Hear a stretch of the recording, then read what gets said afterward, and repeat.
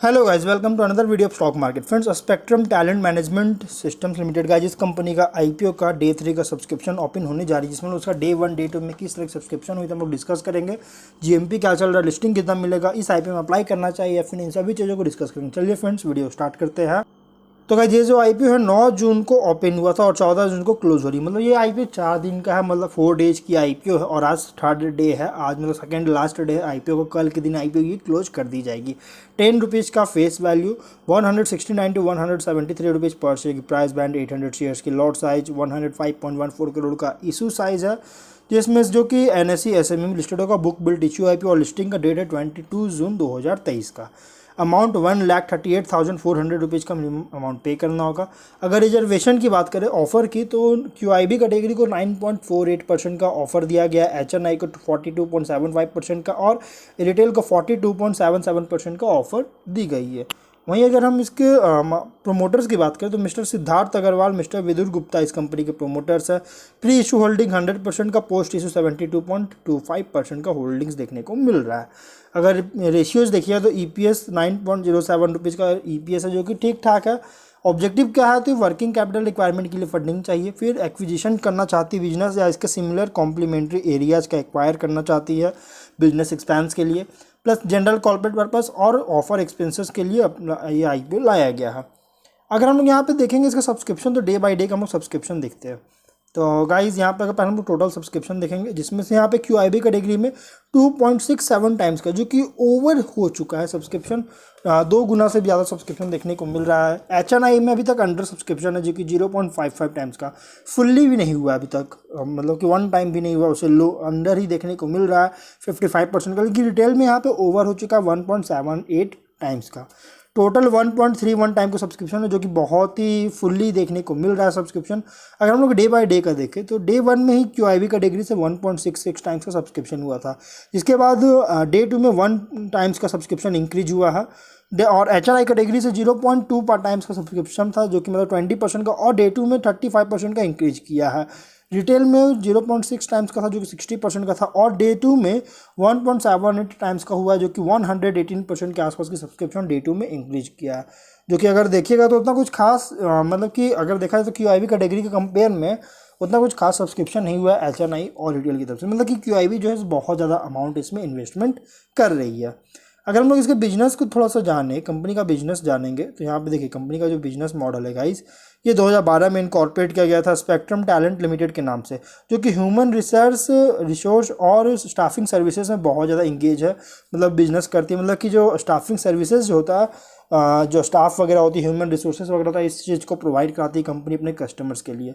Head quarter Delhi में है। 23 के डेटा के अकॉर्डिंग लगभग 275 से भी ज़्यादा क्लाइंट्स को डोमेस्टिक और ऑफशोर मार्केट, मतलब ग्लोबल मार्केट और डोमेस्टिक मार्केट में कंपनी ने जैसे 275 क्लाइंट से भी ज़्यादा सर्विस दे चुकी है। जिसमें से ह्यूमन रिसोर्स डेटाबेस जो है इसका की मतलब एसेट है, मतलब कि इसका मेन जो एसेट होता है, मेन जो बिजनेस के लिए जो इसके कंपनी का जो बिजनेस होता है, मेन जो मतलब बिजनेस के लिए जो सपोर्ट मिलता है, ये इसका ह्यूमन रिसोर्स डेटा है, बेस है, जो कि एक इंडस्ट्री के लिए बहुत ज़्यादा की एसेट है इसका।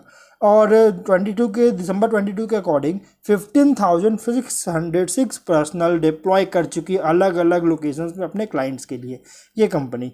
और इसका प्रोमोटर तो मैंने ऑलरेडी बात कर लिया है, मिस्टर विदुर गुप्ता, मिस्टर सिद्धार्थ अग्रवाल, जो कि लगभग 28 ईयर्स से भी ज़्यादा इनके पास कंबाइंड एक्सपीरियंस है स्टाफिंग इंडस्ट्री में। कंपनी जो सर्विसेज देती है, एक वाइड एरे का सर्विसेज ऑफर करती है, जिसमें इंक्लूड है guys payroll, recruitment, onboarding, flexible staffing, plus comprehensive network भी है, फिर structured process, professionalism, strong work ethics, जो कि इसका की है, मतलब कि बहुत ज़्यादा इसका स्ट्रॉन्ग है, पॉजिटिव है की है इसका, जो कि टॉप इंटैक्ट अपने ग्लोबल स्केल पर टॉप इंटैक्ट को स्टे कर सके, इसके लिए मतलब कि कंपनी ये भी सभी चीज़ें जो काम करती है। अगर हम बात करें और थोड़ा सा और जानेंगे, तो कंपनी जो है सेटिस्फाइंग कंपनीज जैसे स्टाफिंग और रिक्रूटमेंट जो नीड होता है ग्लोबली लेवल पर, उसको अप्लाई करती है, कि स्पेशलाइज रिच नॉलेज के साथ जिसको अप्लाई करती है, जो कि कंपनी स्ट्राइव कर रहा है यहाँ पे, मतलब कि प्रोवाइड करा रही है। अगर हम इसके फिनेंशियल्स को देखेंगे गाइस, तो कंपनी बिजनेस मॉडल बहुत ही शानदार है। फिनेंशियल्स 40.8 करोड़ का एसेट्स, 323 करोड़ का रेवेन्यू, 6 करोड़ का प्रॉफिट, 21 में 46.3 करोड़ का एसेट्स, 302.9 करोड़ का एसेट्स, 4.7 करोड़ का प्रॉफिट, 22 में 64.7 करोड़ का एसेट्स, 483 करोड़ का रेवेन्यू और 15.5 करोड़ का प्रॉफिट है।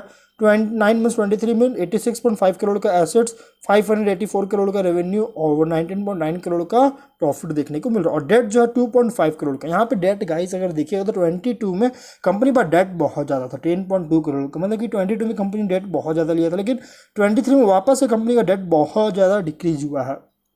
और उसके रेवेन्यू के अकॉर्डिंग जो डेट है कंपनी का लगभग बहुत ही ना के बराबर डेट है, जीरो डेट कह सकते हैं कंपनी पे है, जो कि कभी भी कंपनी अपने डेट को पे कर सकती है।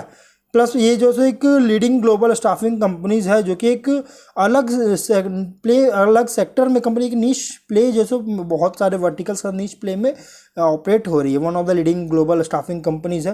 Plus mobile exports gulf countries में लास्ट टू फिस्कल्स में जो है कंपनी ने गल्फ कंट्रीज के लिए मोबाइल एक्सपोर्ट्स में बहुत ज़्यादा वेंचर्स वगैरह लिए हैं, वेंचर्स आउट की है। और फिनेंशियल से बहुत स्ट्रॉन्ग देखने को मिल रहा है, टॉप एंड बॉटम लाइन में बहुत स्ट्रॉन्ग ग्रोथ देखने को मिल रही है। वहीं अगर हम बात करें इसके रिस्क और स्ट्रेंथ की बात करेगा तो इसका जो स्ट्रेंथ है टेक ड्राइवन ऑर्गेनाइजेशन है, जो कि एक विद इन हाउस टेक्नोलॉजी जो कि देती है, डेप्यूटेड स्टाफ और एम्प्लॉयज़ का सर्विसिंग देती है। यंग ऑर्गेनाइजेशन है, जीरो डेट रिलेटेड लेवरेज है, मतलब कि डेट वगैरह नहीं है, लेवरेज ही बहुत ही कम है।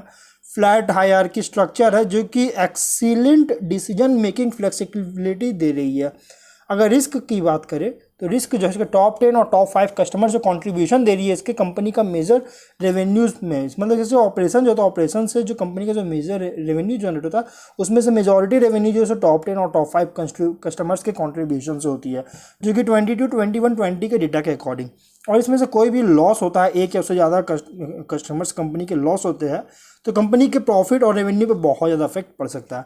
Company promoters, director, group companies और सब्सिडरीज जो है सो कुछ लीगल प्रोसीडिंग्स में भी इन्वॉल्व है, मतलब कि कुछ केसेस वगैरह में भी इन्वॉल्व है, जिससे अगर कोई भी डिसीजन इसके अगेंस्ट होता है, मतलब कंपनी के अगेंस्ट कोई भी अगर डिसीजन आती है गाइस, तो कंपनी पर जो है सो लाइबिलिटीज़ पेनाल्टीज़ का जो है सो पड़ सकता है, लाइबिलिटीज़ पड़ सकती है, पेनाल्टीज़ वगैरह पड़ सकती है, जिससे कंपनी के जो ऑपरेशन का जो रिजल्ट और बिजनेस जो है बहुत ज़्यादा इफेक्ट पड़ सकती है। तो ओवरऑल कंपनी ठीक ठाक है, अच्छी कंपनी देखने को मिल रही है। इसका जीएमपी भी देखिएगा तो 20 रुपीज़ का 11.56% का अच्छी खासी लिस्टिंग भी दे रही है। तो अगर आप लोग इसमें मीडियम टू लॉन्ग टर्म के लिए इन्वेस्टमेंट करना चाहते हैं तो आप अप्लाई कर सकते हैं। और इसके 23 का अर्निंग्स अकॉर्डिंग प्राइस बैंड भी जो रखा गया, बहुत ही अच्छी प्राइस पे आईपीओ मिल रही है। तो आप लोग यहाँ पे अप्लाई कर सकते हैं medium to long term basis पर। अगर इसी तरह फिनांशियल कंपनी जो है इसी तरह अगर परफॉर्मेंस करती रही तो बहुत ही तेज़ी से कंपनी जो है मेन बोर्ड में भी माइग्रेट ले सकती बहुत तेज़ी से कंपनी जैसे और भी ज़्यादा एक्सपैंड कर सकती है। तो अब हम लोग जो है वीडियो को यहीं प्रिंट करते हैं। अगर कोई डाउट हो कमेंट बॉक्स में पूछे। मिलते हैं नेक्स्ट वीडियो में। Till then bye bye.